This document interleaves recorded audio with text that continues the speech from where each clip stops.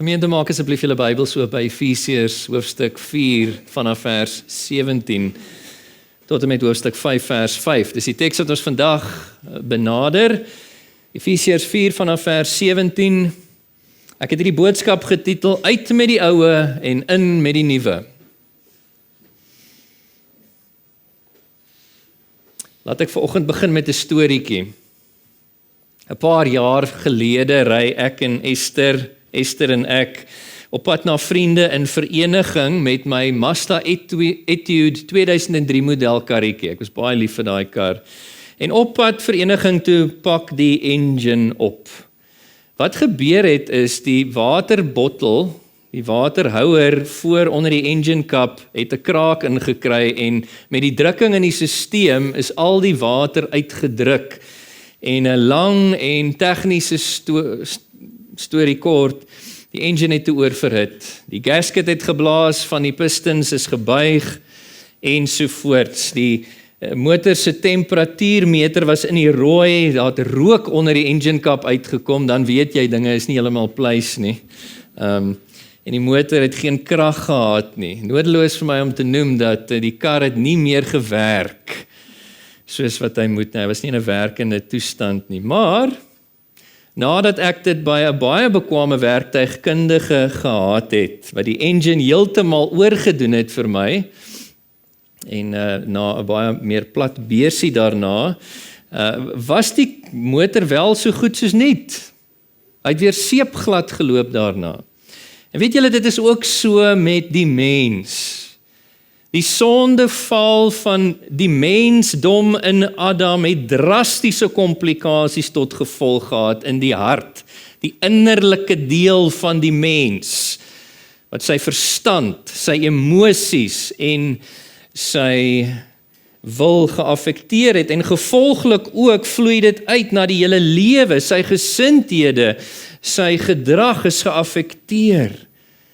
En die mens was sedertdien na die sondeval nie meer in 'n werkende kondisie nie, kan ons sê, volgens hoe God hom, haar geskape het om te funksioneer nie. Maar God, ons bekwame hemelse werktuigkundige, kan ons sê, het uit genade, op grond van die verlossingswerk van ons Here Jesus Christus, en deur die wedergeboorte en inwoning van die Heilige Gees, die hart van elke gelowige oorgedoen, vernuwe deur verlossing. En die verwagting sou mos dan nou wees, as dit waar is, dat die gelowige gevolglik nuut sou wees, dat hy 'n nuwe mens sou wees, wat in 'n nuwe lewe leef. Nie waar nie. En dis presies wat die Bybel vir ons leer. Daarom is dit my doel vanoggend vanuit hierdie teksgedeelte om jou aan te moedig, geliefde, om jou ou lewe, die ou mens wie jy was voordat God in Christus jou deur die Heilige Gees se wedergeboorte innerlik vernuwe het, dat jy daai lewe, daai mens in sy totaliteit sal aflê. En dat jy in lyn met die realiteit van jou verlossing en vernuwing in Christus, jou sal beklee met die nuwe mens, wie God jou in Christus gemaak het. Daai nuwe mens wat in ware geregtigheid en heiligheid en in ooreenstemming met God se beeld geskep is. En dit tot eer van God. Gemeente, kom ons lees saam Efesiërs 4 vanaf vers 17. Met dit wat ek pas gesê het in gedagte, en dan sal ek bid vir die Here se hulp. Die woord van ons allerheiligste God lees in Efesiërs 4 vanaf vers 17, dit sê en bevestig ek dan in die Here, julle moenie meer soos die heidene met hulle niks beduidende gedagtes leef nie. Hulle denke is verduister. Hulle is vervreem van die lewe met God, omdat hulle onkundig is deur die hardheid van hulle harte. Omdat hulle gevoelloos geword het, het hulle self oorgegee aan losbandigheid, om onversadigbaar allerhande onrein dade te pleeg. Maar julle het Christus nie so leer ken nie. Julle het tog van hom gehoor, en julle is oor hom onderrig, volgens die waarheid wat in Jesus is. Naamlik dat julle wat julle vroeë lewenswandel betref, die ou mens moet aflê, wat as gevolg van sy misleidende drange vergaan. Julle moet eerder in die aard van julle denke vernuwe word. Ja, trek die nuwe mens as kleed aan, wat in ware geregtigheid en heiligheid in ooreenstemming met God geskep is. Daarom, vermy die leuen en praat elkeen die waarheid met sy naaste, want ons is lede van een liggaam. Word kwaad, maar moenie sondig nie. Laat die son nie ondergaan oor julle woede nie. Moet aan die duiwel geen plek gee nie. Die een wat nog steel, moenie meer steel nie. Hy moet eerder werk deur met sy hande te doen wat goed is, sodat hy iets het om vir die behoeftige te gee.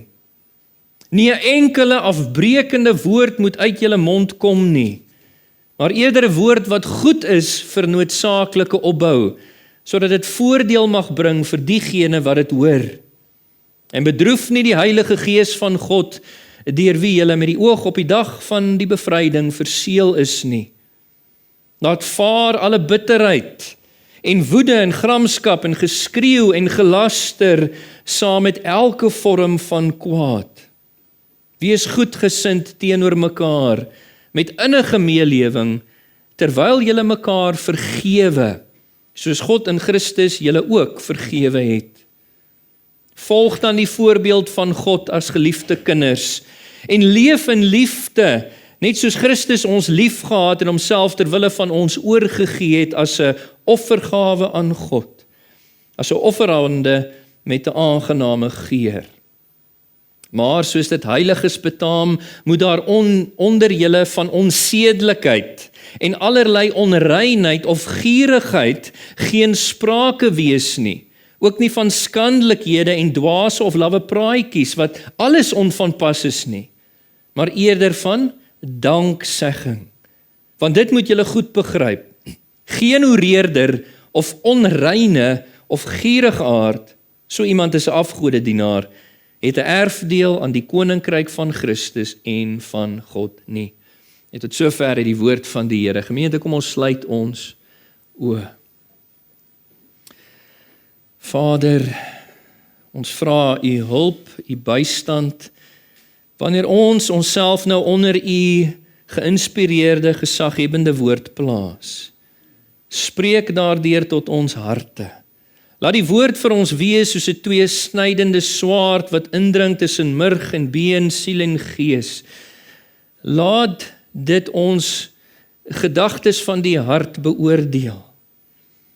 Asseblief, Here, en kom doen u werk in ons midde, heilig ons in u waarheid, u woord, wat ons sopas gehoor het, is die waarheid. En dit ter wille van u eer, in Jesus naam, amen. Geliefde, heel eerstens, God beveel vir jou en my om die ou mens af te lê. God beveel jou om die ou mens af te lê, soos hy sê hier in hoofstuk 4 vers 17, dit sê en bevestig ek dan in die Here, julle moenie meer soos die heidene met hulle niks beduidende gedagtes leef nie. En die Here is baie ernstig hieroor, soos julle hoor, dat Paulus begin hier en hy sê en bevestig dit in die Here. Dis 'n goddelike bevel vanaf ons hoof, die Here Jesus Christus, en dit kom na ons toe deur die apostoliese gesag wat God aan Paulus verleen. Dat ons die ou mens sal aflê. Hoekom? Wel, soos hy aangaan om te verduidelik, want God het jou deur geloof in Jesus Christus gered van die ou mens. Hy het jou van die ou mens, die ou lewe verlos. Let op, hier in verse 17 tot 19, hy sê, dit sê en bevestig ek in die Here, julle moenie meer, let op daai woordjie meer, dit was wie julle was, maar julle moenie meer, soos die heidene met hulle niks beduidende gedagtes leef nie. Let op hoe beskryf hy daai lewe. Hulle denke is verduister. Hulle is vervreem van die lewe met God, omdat hulle onkundig is, deur die hardheid van hulle harte, omdat hulle gevoelloos geword het hulle self oorgegee aan ons bandigheid, om onversadigbaar allerhande onrein dade te pleeg. Moenie meer soos die heidene leef nie. Paulus het in die eerste helfte van hierdie brief in hoofstukke 1 tot 3 benadruk die realiteit van verlossing en vernuwing in Jesus Christus. Dit was wie sy oorspronklike gehoor was. Dit was wie ons was. Let op in hoofstuk 2 vers 1 tot 3. Hy sê vir hulle, julle was verlede tyd dood deur die oortredings en die sondes waarin julle van tevore verlede tyd geleef het, volgens die bose lewenswyse van hierdie bedeling, volgens die heerser oor die mag van die lig. Julle was onder die invloed en mag van Satan, die heerser van die gees wat nou aan die werk is, onder die seuns van ongehoorsaamheid. Ons almal het van tevore verlede tyd soos hulle opgetree, die heidene in die ongelowige wêreld, toe ons die begeertes van ons sondige aard en van ons verdorwe gedagtes uitgeleef het. Ons, soos al die ander ongelowiges, was van nature kinders bestem vir die oordeel. Dit was jy en ek ook. Maar God in Christus Jesus het ons van daai doodsbestaan, die ou mens, die ou lewe verlos in Christus Jesus. Die ou mens wie se denke hier in ons teks beskryf word met die woorde niks beduidend. Hulle en ons gedagtes was sinneloos. Dit was waardeloos in terme van die dinge van die Here. Dit was leeg, dit was onproduktief. Dit het ons nie gestig in die geloof en bygedra tot ons groei in die geloof nie. En dit was as gevolg daarvan verwerplik voor die Here, niks beduidend. Hoekom was ons gedagtes niks beduidend voor ons verlossing? Want soos hy sê hier, ons denke, vers 18, was verduister. Ons was met ander woorde in die donker met betrekking tot God, tot wie hy is, sy persoon, sy werke en spesifiek sy woord aan ons. Johannes 3 vers 19 sê vir ons dat God het die lig vir die wêreld, ons Here Jesus, na hierdie verduisterde wêreld toe gestuur, om mense te verlig en te vernuwe. Maar die mense het die duisternis liewer gehad. Hulle wou nie na die lig toe kom nie, want hulle dade was boos. En so is hulle steeds vasgevang in die duisternis. Hulle denke is verduister, hulle is in die donker met betrekking tot God. En wat is die resultaat hiervan? Hy sê hierso, hulle is onkundig. In vers 18, jammer. Onkundig, met ander woorde, hulle is verblind deur die God van hierdie wêreld en hulle in hulle onkunde verwerp God se waarheid en sy wil vir hulle lewe. Hulle wil niks daarmee te doen hê nie. God het jou en my verlos van die ou mens wie se denke so beskryf word hier. En dis nie al nie, hy het ons verlos van die ou mens wie se hart, ons emosies beskryf word hier in die teks as in vers 18 hart, die hardheid van hulle harte. Daar is geen skaamte, geen skande oor ons gewees vir die lewe wat ons geleef het nie. Hierdie woord kan vertaal word in die Engels as callous. In julle Engelse Bybel sal daai woord daar verskyn. Dis die woord vir ook 'n eeld. Jy kan aan 'n eeld dink. 'n Gitaarspeler. Nico is nou nie hier vanoggend nie, maar hy sal vir ons goed kon verduidelik het. In die begin is jou vingers sensitief vir daai staalsnare. Hy maak seer, soms bloei jou vingers, maar later kry jy eelte. Dis kliphard, jy voel later nie meer die snare nie. Dis wat met die hart gebeur, van diegene wat verduisterd is in hulle verstande. Hulle harte is hard, dis nie meer penetreerbaar deur die woord van God nie. Hulle harte het geword soos die Eerste tipe grond wat beskryf word deur Jesus in sy gelykenis van die saaiër. Daai gekompakteerde voetpaadjie langs die land waarop van die sade geval het. Dit kon nie daar penetreer nie en Satan het gekom en daai sade opgepik. Hulle is hard in hulle harte en wat is die resultaat? Vers 19, hulle het gevoelloos geword. Hulle gewete het afgestomp geraak. Geheel en al vir die woord van die Here. Maar dis nie al nie.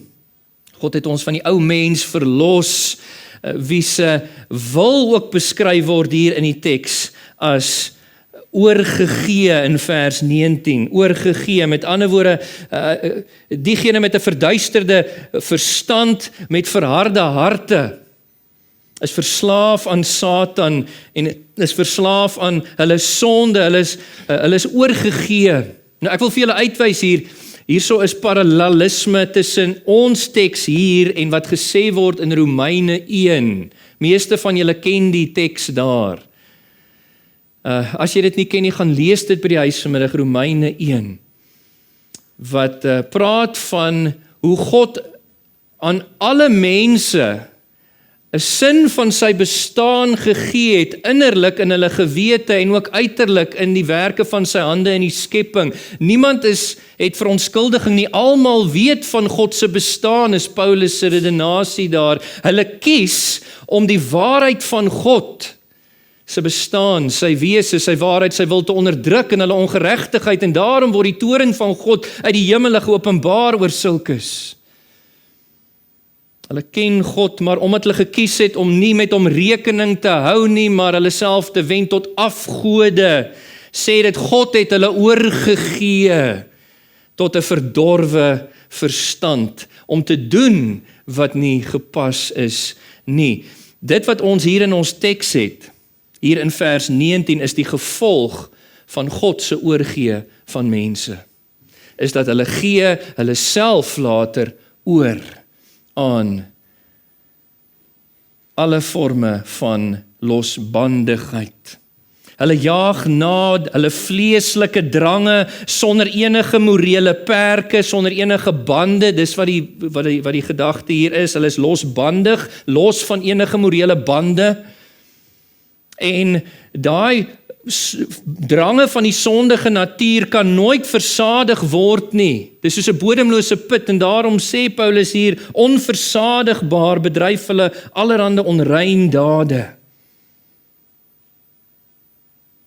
Dit is hoe die natuurlike mens in hierdie wêreld ingebore word en groot word en aanhou as die reddende genade van God nie deel word van sy lewe, as God nie ingryp om hom te verlos, soos hy ons in Christus Jesus verlos het nie. Ek wil vir julle uitwys, hierso is progressie. Kyk waar begin Paulus, by die verstand. Dis 'n verduisterde verstand, wat uitvloei in die emosies na 'n verharde hart, en na die wil toe, 'n verslaafde wil wat oorgegee is. En wat is die gevolg van hierdie ou mens, die lewe wat ons geleef het voordat ons God se reddende genade in Christus beleef het? Die gevolg is volgens die teks, let op hier in vers 18, hulle is vervreem van die lewe met God.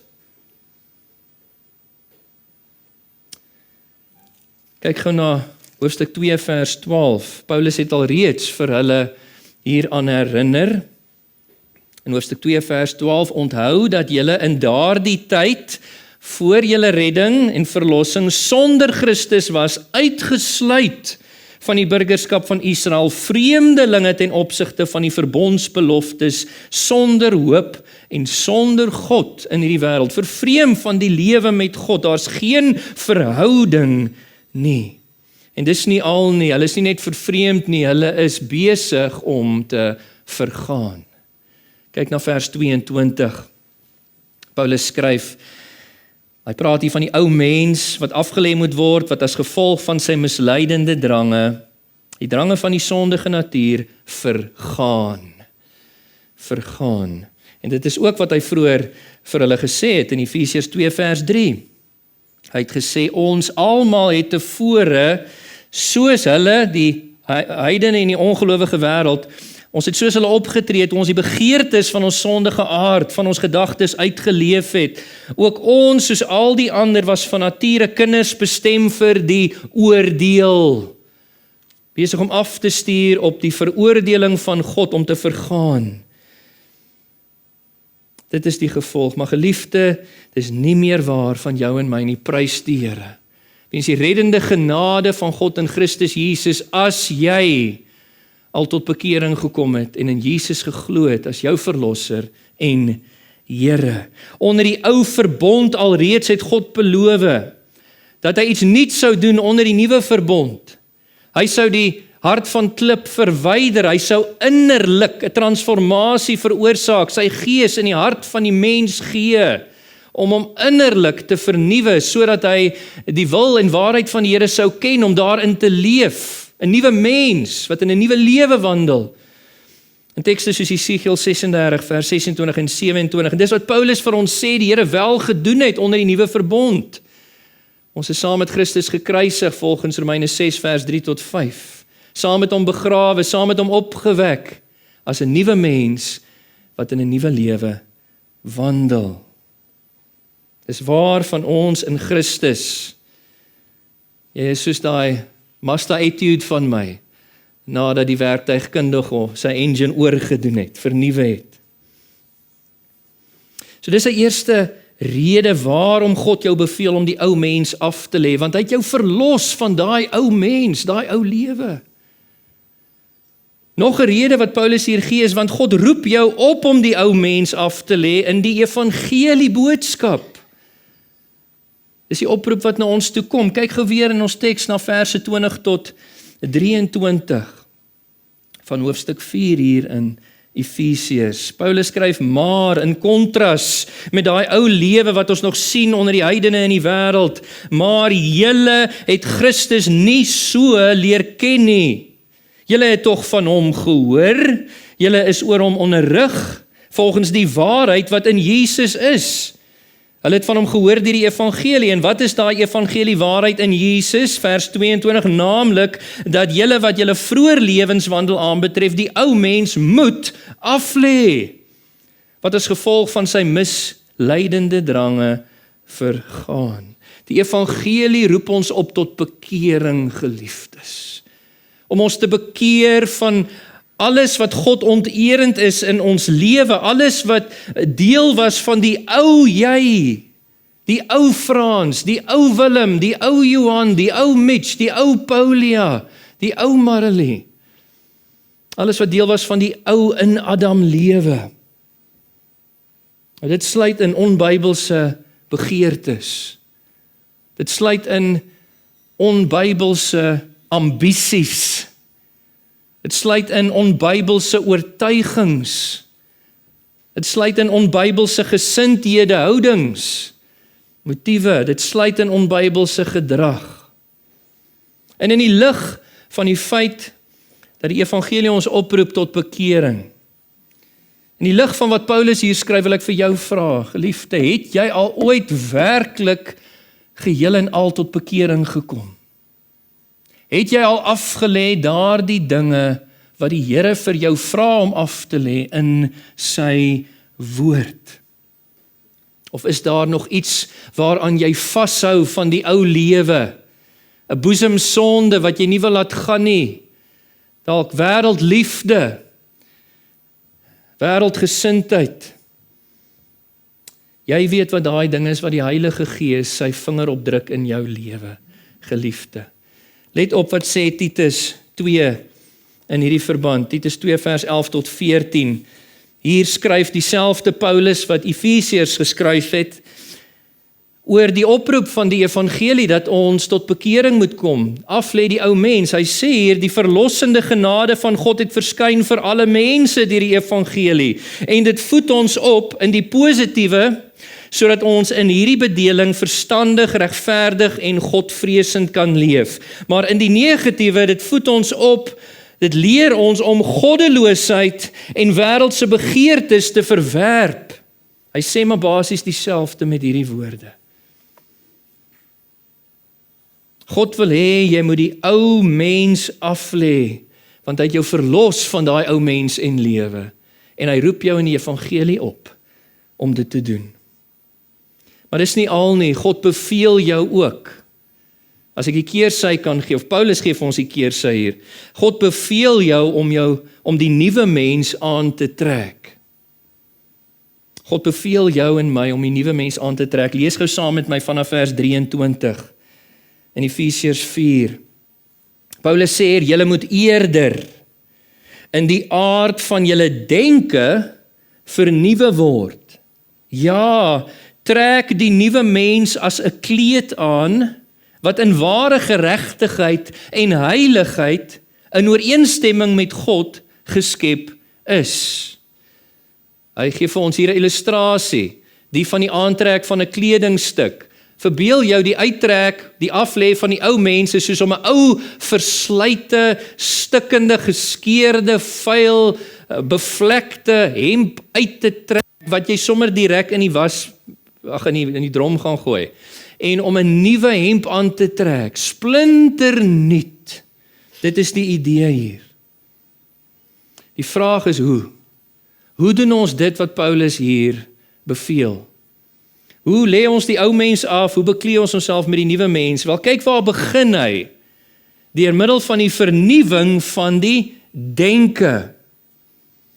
Julle sal onthou, ek het nou vir julle genoem, dat daar is 'n progressie, as ons kyk na verse 17 tot 19. 'n verduisterde verstand vloei uit tot die emosies en die wil, wat verhard en verslaaf is. En dis daar waar die Here ook begin in ons vernuwing, hier by die denke, die verstand.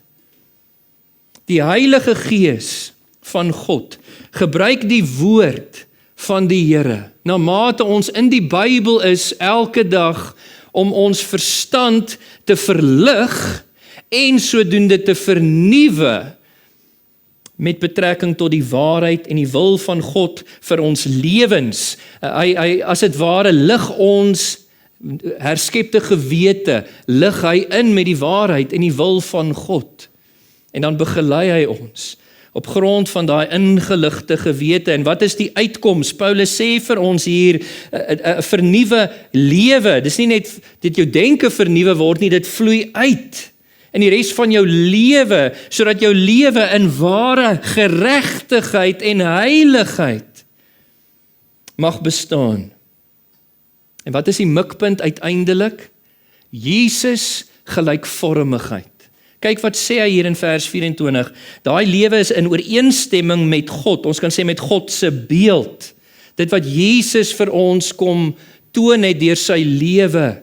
Jesus se lewe is, en sy leer is die standaard, dit is die maatstaf, en dit is waarna toe ons verander word.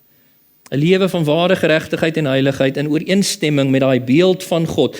Ons was aanvanklik as mens geskep na die beeld van God, volmaak gereflekteer uit Adam en Eva, die sondeval het daai beeld geskaad. In Christus Jesus word daai beeld weer toenemend herstel. Soos wat ons deur God se woord en gees die ou mens toenemend aflê en ons toenemend met die nuwe mens beklee, word ons verander deur die proses van heiligmaking om al hoe meer die beeld van God weer te weerkaats, soos Adam en Eva voor die sondeval dit gedoen het, in ooreenstemming met God. Hier, geliefdes, het ons 'n plig.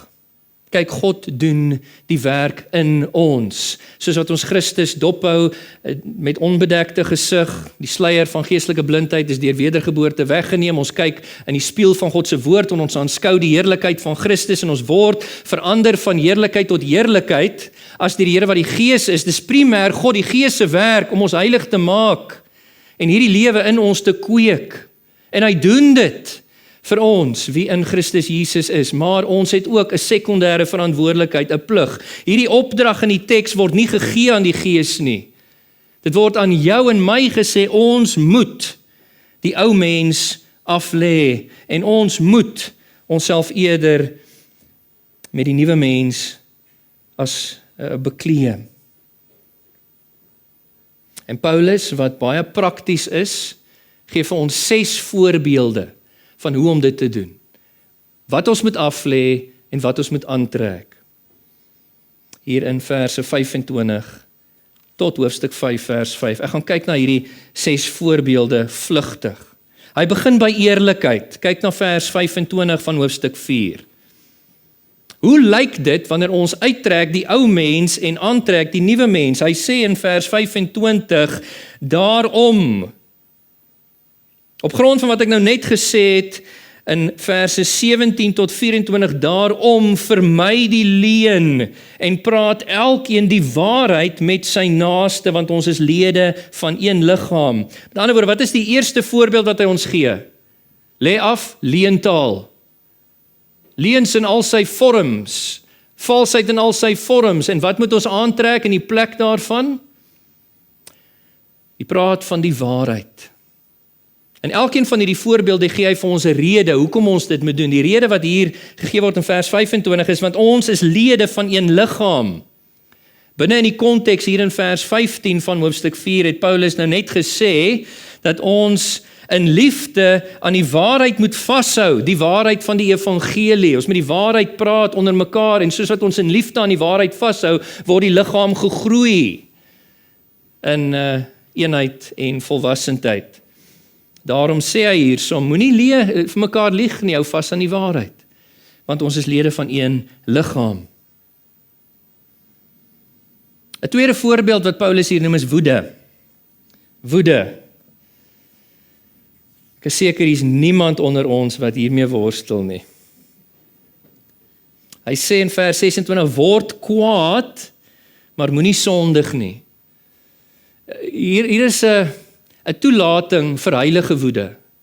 Wanneer ons kwaad word, nie omdat ons te nagekom word nie, maar as jy ontsteld word, kwaad word, omdat God se eer aangetas word.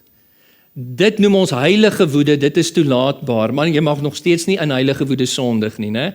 Heilige woede kan ons sê word geïllustreer deur Jesus, toe hy die geldwisselaars uit die tempel uitgejaag het. Hulle was besig om God te onteer deur die tempel te verander in 'n rowerspelonk. En hy het 'n sweep gevleg met riempies en hy het daarin beweeg, die tafels omgekeer en almal daar uitgejaag. Heilige woede. Word kwaad, maar moenie sondig nie.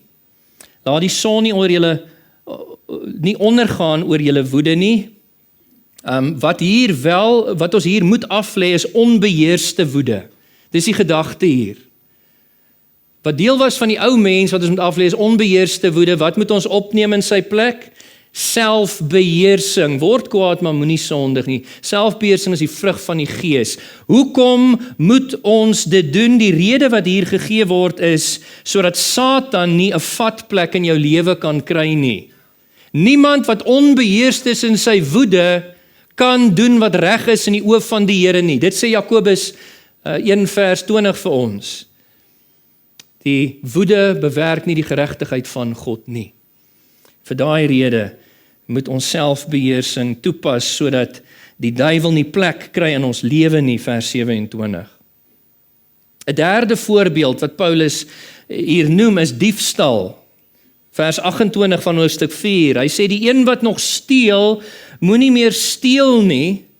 Hy moet eerder werk deur met sy eie hande te doen wat goed is. Voor die hand liggend, wat moet ons aflê? Wat was deel van die ou mens? Steel. Wat moet ons opneem? As deel van die nuwe mens?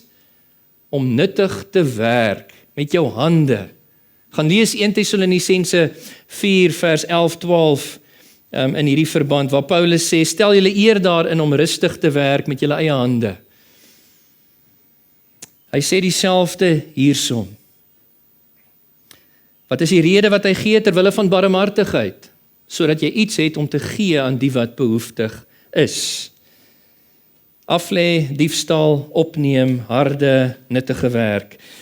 'n vierde voorbeeld het te doen met ons spraak, hoe ons praat. Let op hier in vers 29 van hoofstuk 4. Nie 'n enkele afbreekende woord moet uit julle mond kom nie, maar eerder 'n woord wat goed is vir noodsaaklike opbou. Wat moet afgelê word? Afbrekende woorde. Wat moet opgeneem word? Opbouende woorde. Baie belangrik. Die rede wat hier gegee word is terwille van stigting, sodat ons woorde sal strek om voordeel te bring aan hulle wat dit hoor. 'n 5de voorbeeld van Paulus is bitterheid. Bitterheid. Kyk gou saam met my vanaf vers 31 in hoofstuk 4 tot hoofstuk 5 vers 2. Hy sê, laat vaar, lê af, alle bitterheid en woede en gramskap en geskreeu en gelaster, skindertaal, saam met elke vorm van kwaad. In die plek daarvan wees goedgesind teenoor mekaar met innige meelewing, terwyl julle mekaar vergewe, soos God in Christus julle vergewe het. Volg dan die voorbeeld van God as geliefde kinders, leef in liefde, net soos Christus ons lief gehad het en homself terwille van ons oorgegee het, as 'n offergawe aan God, as 'n offerande met 'n aangename geur vir die Here. Wat moet afgelê word hier? Bitterheid.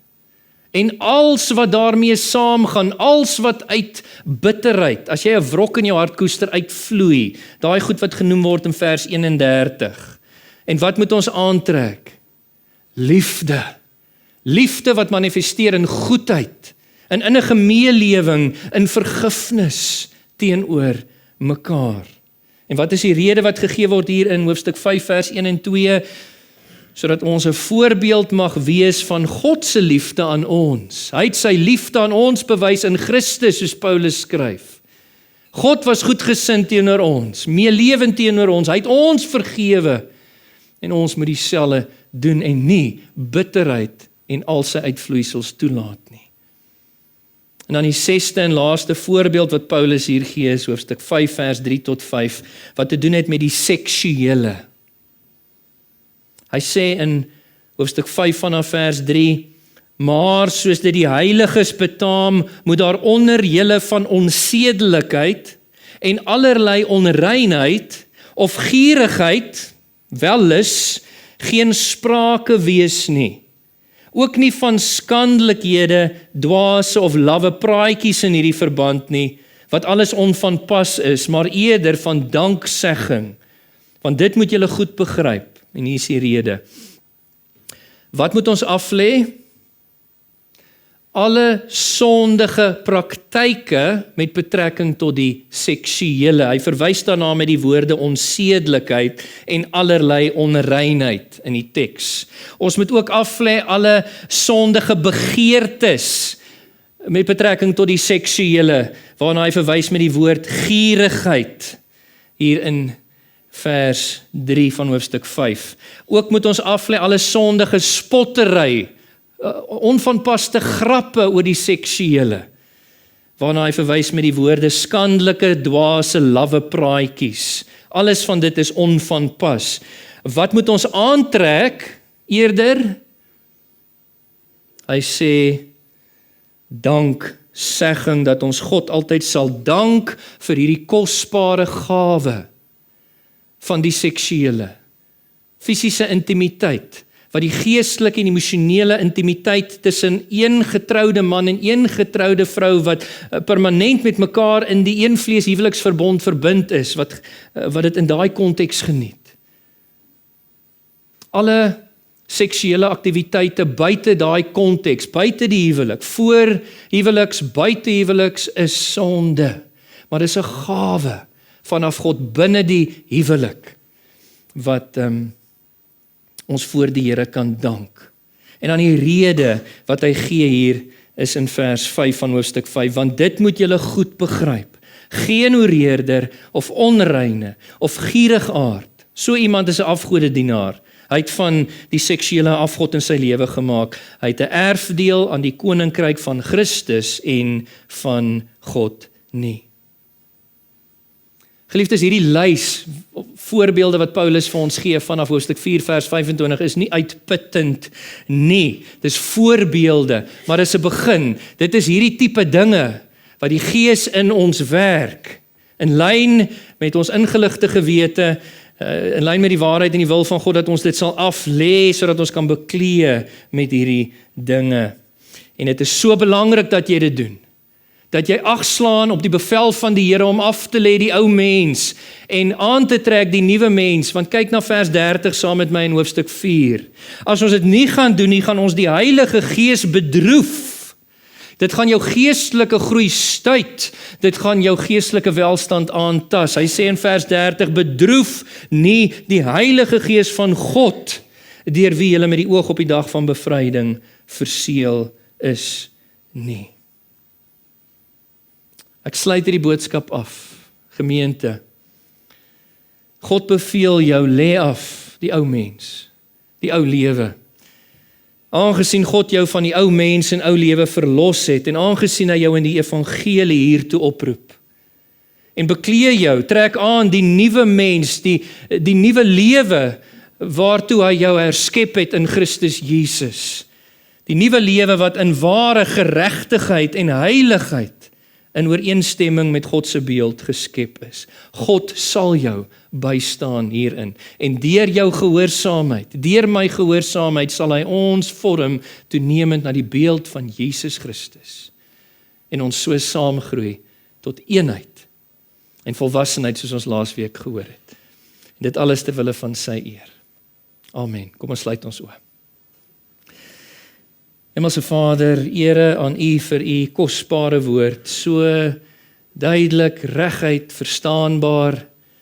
Ek wil bid, Here, dat U die naprediker van U woord sal wees, dat U kragtig deur die Gees sal benadruk hierdie dinge wat ons gehoor het vanoggend in ons harte en lewens. En Here, dat U deur die Gees sal werk en dit sal veroorsaak, Here, dat ons toenemend sal transformeer deur die aflê van die oue, die aantrek van die nuwe, om lewens tot U eer te leef, lewens wat toenemend gelykvormig word aan die van ons Here Jesus, en dit ter wille van U eer. Asseblief. Here, as ons nou die slotlied sing, die seënbede uitspreek en na die tyd samesyn geniet, wees ook daarin verheerlik in Jesus naam. Amen. Gemeente, ek groet julle in die naam van Jesus Christus, ons God Verlosser, ons hoof, ons Here, die geliefde, die kosbare een. Mag sy genade, die liefde van die Vader en die gemeenskap van die Heilige Gees met julle elkeen wees. Gaan verheerlik die Here, deur die aflê van die oue en die opneem van die nuwe, en geniet die Here ten volle. Amen.